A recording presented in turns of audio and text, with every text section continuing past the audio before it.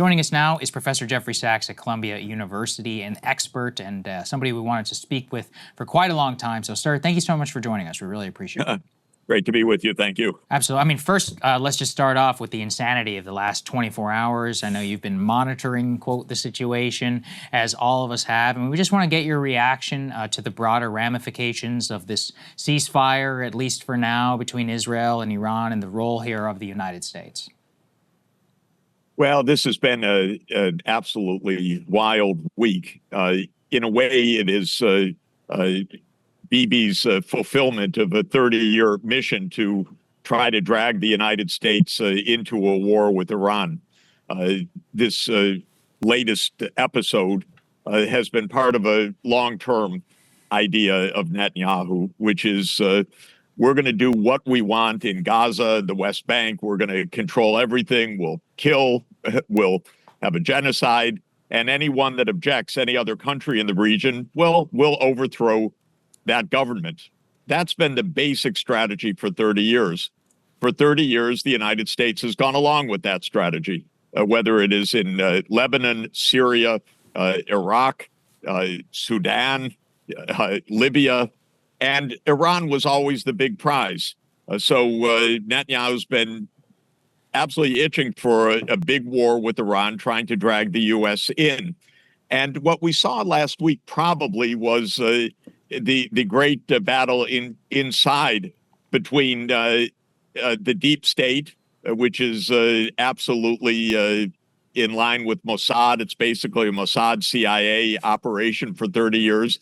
And MAGA, which says, stop, we're sick of this. We're sick of these wars.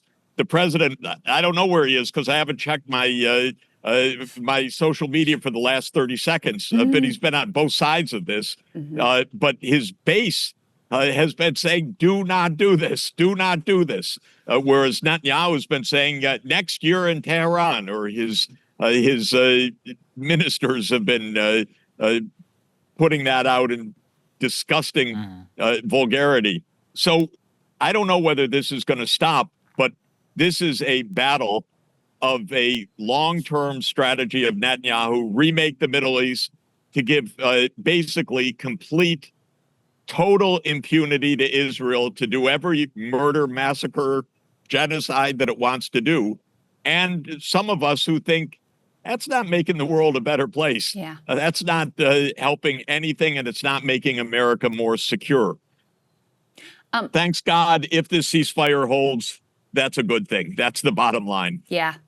Professor, let's pull on that thread a little bit more of the Israelis. As you mentioned, this has been a multi-decade project of Netanyahu specifically, but it's broadly supported with the Israeli public and certainly with his entire coalition, including literal terrorists that are involved in his government. So he's not going to give up and just say, okay, ceasefire, and now we have peace with Iran. That is certainly not going to happen. So what do you expect to see based on previous historical actions from the Israelis? What do you expect the Israelis to do next to try to play their next card to get us drawn in yet again? Well, the Israelis will make new provocations, that's for sure. They will make arguments that now we see the perfidy of Iran, or for whatever argument, to keep drawing us in. I have said for years, I think decades now, that the main job of the president of the United States in modern times is to keep the foot on the brake of the war machine, because it's always revving. If you went to the deep state in the last few days, I think bombing missions against Iran are just splendid. Let's try out those B-2s. Let's see how the bunker busters do. And going beyond that, the regime change, well, that was in half the tweets of the last, or social truth posts of the last few days.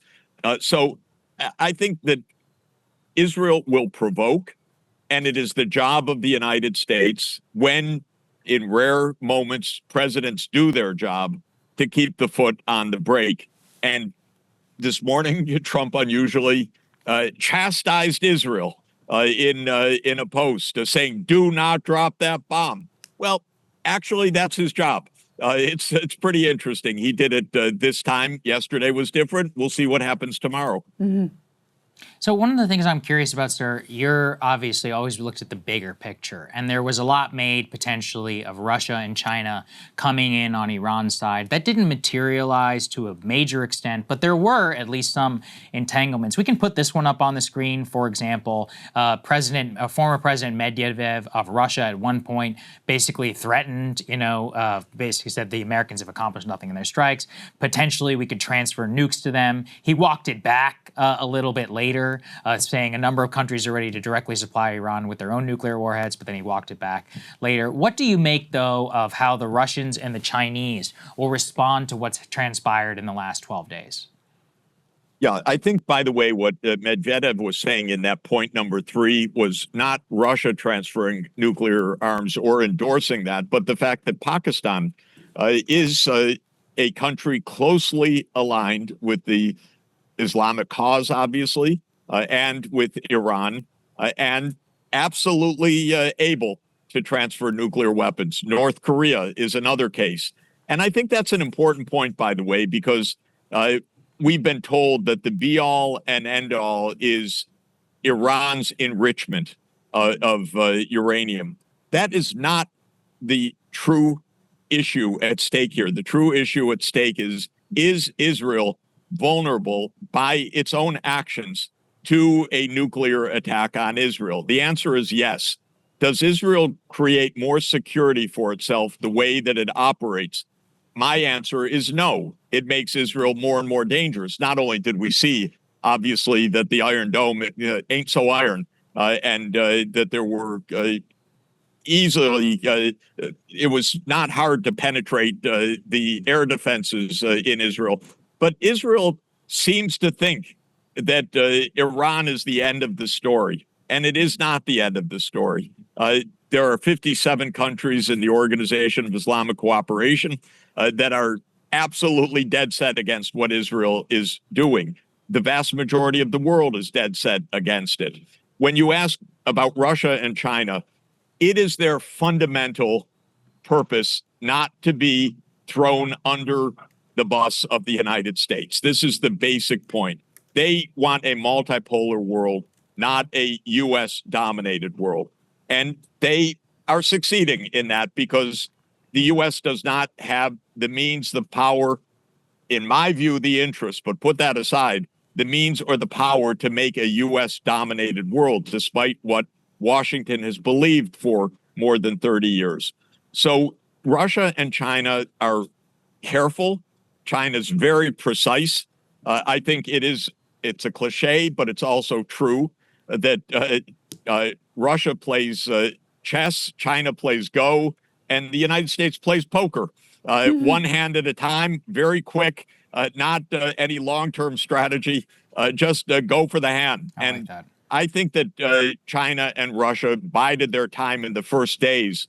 But the point was really, Iran was not decapitated and with regime change, nor was it stopped in its ability to do great damage inside Israel up until the very last moment, which really irks the Israelis that it was the last exchange of missiles in this case was Iran's. And then Israel tried to violate the timeline and launch another one so it could be last. And that's when Trump said, no, stop. We already have an understanding about the chronology. So we are watching step by step the emerging of a true multipolar world where other powers that don't love the United States, they don't hate it, by the way, they just don't want to be subservient to it.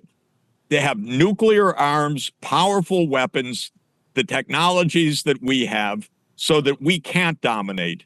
And Iran is a regional power. It's not a pushover for Israel by any means. There was no one strike and it's all over. One of the things that may have happened last week, I don't know, of course, but Netanyahu, telling Trump, we can do it, we can do it, we can do it. And they did their decapitation murders. Mossad really is a murder machine, of course, and it did its decapitation strike, and it did not bring down the regime. And so it probably led Trump and people around him to say, come on, the Israelis have given us a bunch of BS on this. It didn't change the regime. It didn't end the threats. And I think that's when Trump heard his base calling. He heard common sense calling. And he said, look, this isn't going according to plan. And I think the main point is with Russia and China, they were cautious, but they weren't letting Iran fall by any means. And if Iran were to be facing a more cataclysmic set of events in the last few days, I think the reactions also would have been different. Interesting. To your point about perhaps the Israelis were selling, and perhaps they even believed that they would be able to, create a regime collapse in short time. The Washington Post got a hold of this leaked audio of Mossad agents calling Israeli generals and saying, you have 12 hours or else we're going to murder you and your wife and kids, by the way. And if you want to avoid that fate, you need to record yourself surrendering. You need to film this surrender video and send it to us, which of course would have been used as propaganda by the Israelis. And as best we know, not one of them did that, which I think, in and of itself is an indication that they may have miscalculated the strength of this regime, especially once a country is bombed, like it's very common for people to rally around the flag. But I wanted to ask you, with regards to Israel, so they have bombed, they're committing a genocide in Palestine, in the Gaza Strip. They bombed Lebanon, Syria, Yemen, Iran, Iraq, and are a nuclear-armed nation outside of the NPT. Did have a secret nuclear weapons program, and are a rogue nation, I think, by any characterization at this point. Is there going to be any consequence for them? Like, is there any sort of longer term consequence for the fact that they have behaved in this outrageous, barbaric fashion over years at this point, and really made themselves a villain in terms of the eyes of much of the world? I think Israel is in its worst insecurity in its history by far, because it is utterly isolated in the international system.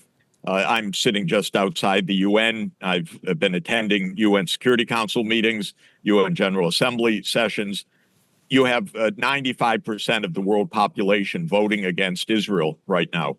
You have an overwhelming call for the absolutely practical state of Palestine being established on the borders of the 4th of June, 1967, and Israel learning finally, after decades and decades, it's just going to have to live alongside the Palestinian people who have the same number population as the Israeli Jews. And this is the most basic point of all. Israel has no security from all of this. It has achieved nothing except a wasteland in its neighborhood. And if it wants security, the only security is to rejoin the family of nations. And the way to do that is straightforward. It's according to international law. It's according to basic common sense. It's according to decency. It's according to endless resolutions of the UN Security Council and the UN General Assembly. And that is that there would be a state of Palestine for the Palestinian people alongside a state of Israel. And President Trump actually can make that happen. If he wants his Nobel Peace Prize, it's not by this ceasefire after this behavior of the last week. Mm-hmm. It is by a Palestinian state being established.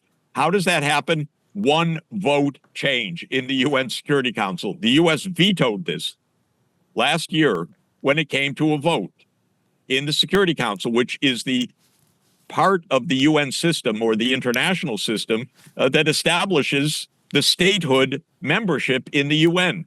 All the United States has to do is to say, we go along with all the rest of the world and tell Israel, wake up, we're saving you. We're not hurting you. We are saving you from yourself, however. It's just crazy what Israel's doing. And the idea that this is any security, I think they should understand that with apartment buildings in Beersheba being destroyed, with Haifa being attacked, with Tel Aviv being attacked, with countries outside of the region like Pakistan and DPRK watching, if Israel thinks it has any security at all from its brazenness, it should think again. And by the way, what we saw in the Mossad tape, which is chilling, of course, to listen to, is that Mossad became a killing machine. It's very skillful at murder, I would say. Not mass murder in the sense that the murder of the leadership of the Iranian military last week. Yes, that's Mossad's business, but to have that as your centerpiece of statehood, to be Murder Incorporated, is not going to get you safety or security or any sound sleep any day in your life. Israel needs to rethink fundamentally this Bibi strategy, which goes back to 1996 when he first became prime minister. And I think to your point, they're not going to rethink it because the public is broadly supportive of the Bibi strategy. It has to be forced upon them, and the United States of America can do that if there is any will to do it. It depends always. It has always depended on the United States going along. By the way, people should get online if they haven't done it recently and look at Netanyahu's speech to the U.S. Congress in 2002, telling him how wonderful the Iraq war is going to be.